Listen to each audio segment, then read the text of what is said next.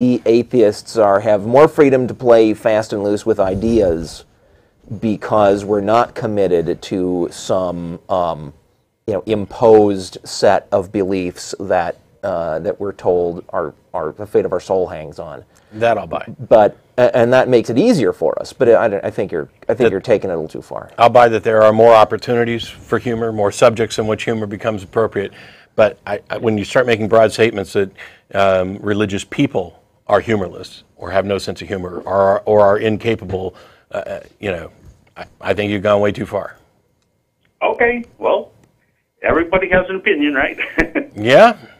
And, some of them are right. All I know is, with my sense of humor, that's what gets me through most of the life's problems, including those with religious people. Yeah. Okay, doke. Okay. Okay, Mike. Thanks a lot, man. Yep. Bye-bye. Hey, Mike. One last thing. Yeah. Mike would love that. We got Drew in PA. How you doing? Hey, how's it going, guys? Good. Drew. All right, so when most theists try to get an atheist to believe there's a God, most of them think that the atheist doesn't really understand the concept of God. But as you know, most atheists were once believers, or I guess, I don't know, I know Matt was. I don't know about Jeff. Yeah, afraid so. Okay. But it's kind of like someone that's drunk explaining what being drunk is like to someone who used to be an alcoholic or something like that. I'm stealing that. But so I wanted to know how you would explain that to a theist that you once understood the concept of God and where they're at right now. I think you just did. What's that? I think you just did. Yeah,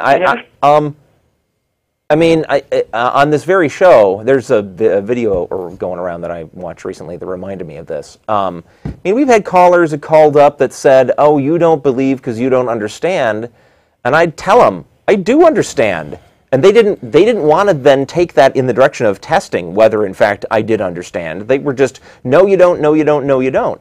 And the reason why is, if they admitted that I did, they'd have to admit that it was possible to understand and still not believe.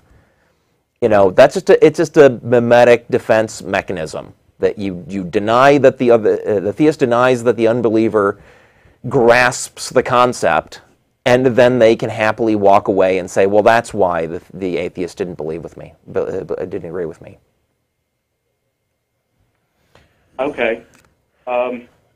Now, what I've said before, it depends on who you're talking to, because this comes up a lot. I mean, people presume that atheists simply haven't heard or don't know, and in some cases that's true. I mean, there are some people who may not have any familiarity with any religion, having been, raised in generations old families of non-believers. And most people are going to find, or at least passingly familiar with religion. I find that most believers are not sufficiently familiar with their religion to even get this subject across. But when somebody like Ray Comfort would come up to me and say that I was never a true Christian, I agree with him. Because his definition is somebody who knows and does, in fact, have a personal relationship with an existing God. And so my answer is, I agree with you. I was never a true Christian because I was never in that position. However, I was in the position of believing that I was in that position, which is the same position that you're in. And we have no way of telling the two apart. We can't tell between the person who simply believes that they are, talking to a God and the person who actually is talking to God. They're indistinguishable to the outside observer. And they're seemingly indistinguishable between each other. So, I don't know. For the people who really are talking to God, why don't you ever ask him who is and isn't? Let's get a list of who the true Christians are and sort it, and compare lists and get it sorted. That would be handy. Yeah, it would be nice. And let me think. That kind of goes into explaining, like, I know how to just tell somebody, like, what evidence I looked at to make it, or lack thereof, for why I don't believe in their God, but I can't really go through my own, like, transitional forms in my own mind, like going from, like, a theist to a deist, and then not thinking there's any reason to believe at all. Why can't you? I just don't know how to explain it to someone who's a believer, like going through the transitional phases. Yeah, I don't know that I'm particularly good at that either. But again, for a lot of believers, they will take your lack of belief as proof that you don't understand. So there's no way to get past that. You're just going to be stuck staring at that person and them smugly thinking that they've won. Right. Okay. Sorry, I wish that I wish that all these discussions were really fair and open and honest on both sides, but they're not. Right. All right. Well, thanks for taking my call, guys. Sure. Thanks, Drew. All right. I'll see you. All right. We've got Denise in Portland. How are you? Good. How are you? We're doing well. Hi, Denise. What's up? Well, I'm on a Facebook. It's called the Holy Bible page, and one of the atheists kind of challenged us to call in, so I did. And I am a Christian and make no bones about it. Okay. And what can we do for you? I just called in to chat. About anything in particular? No, well, it's really disheartening how many of the atheists are former believers, and I realize that. But I don't think they realize what's going to happen to them in the end. I think you're right. I don't think any of us know what's going to happen to us. I believe in a literal hell. I'm sorry? And where are they going to end up when they die? I'll just be quiet. Have they thought about it? What you say you believe in a literal hell? Yes, I do. And you think that we atheists deserve to go there? No. We don't? I don't Then want how to see come? anybody go. Then how come you, ma'am? Yeah, Denise? go ahead. So if you believe there's a hell, and you believe the atheists are gonna go there, cause why? Your God's gonna send us there, right? No, they send themselves there by rejecting Jesus as No. Then that's silly. That's silly. I'm choosing right now. Silly. I don't want to go to hell. Okay. So now your God has the choice. option of either sending me or not. Jesus has thrown you a life preserver. That's why he's called the Savior. Ma'am? You guys have been ridiculous enough to reject it. Where did hell come from? It's in the Bible. He spoke about it many times. I believe in it. If you don't... No. Denise, I'm just asking a question. Did God create hell? Well, actually, God originally created hell for Satan and his demons. We weren't supposed to go there. Sure. So what determination was there in your religion? Why did God decide to start sending people to hell? I mean, you don't think... Again, he doesn't send them to hell. You guys send yourselves. Okay. We don't. That's nonsense. Yeah, we have the choice. We have the choice. We choose not to go. Now, your God is back. The ball's back in his court. If he wants to send us, he can. Is he gonna? You send yourselves. No, we don't. That's ridiculous. You send yourselves. No, that's ridiculous, ma'am. Here's the thing, Denise. It doesn't matter how many times you keep repeating this. I'm trying to... you keep repeating your stuff.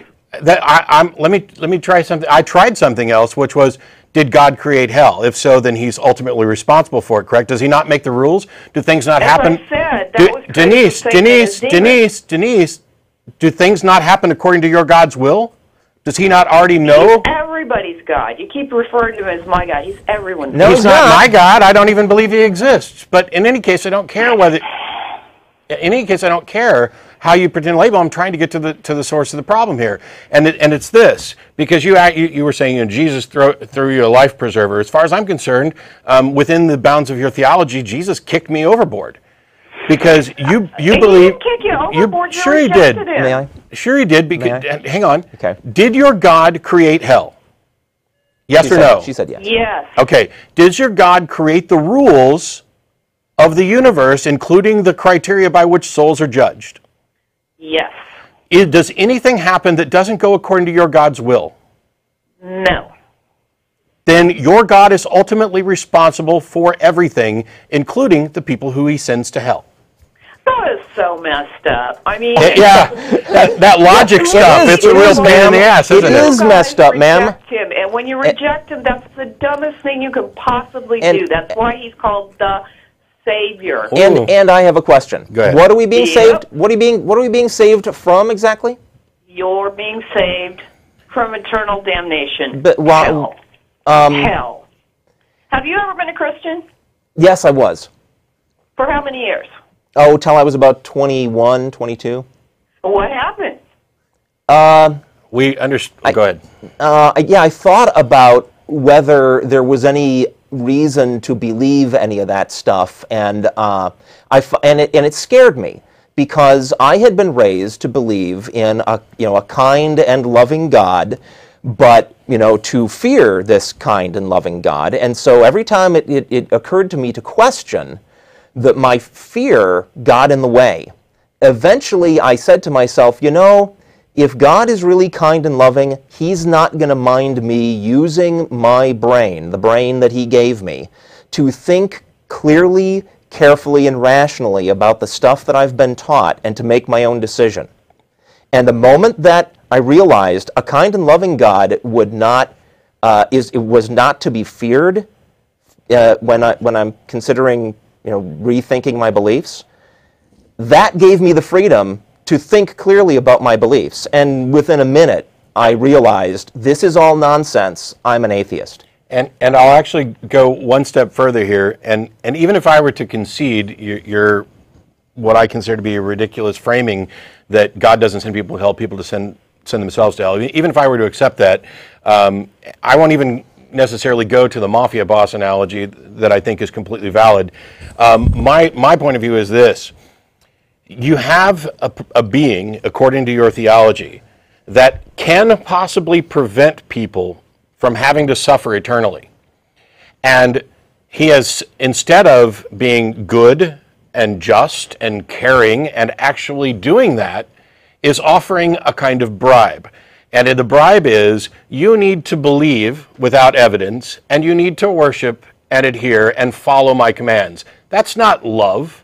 That is not love. That is not an exercise of love. That is not a save you. I mean, he went through hell. He didn't die. Do you not? Wait. The one that paid the price. Denise. Denise. Him, Denise. That's their decision. Right. Then why the fuck did you call?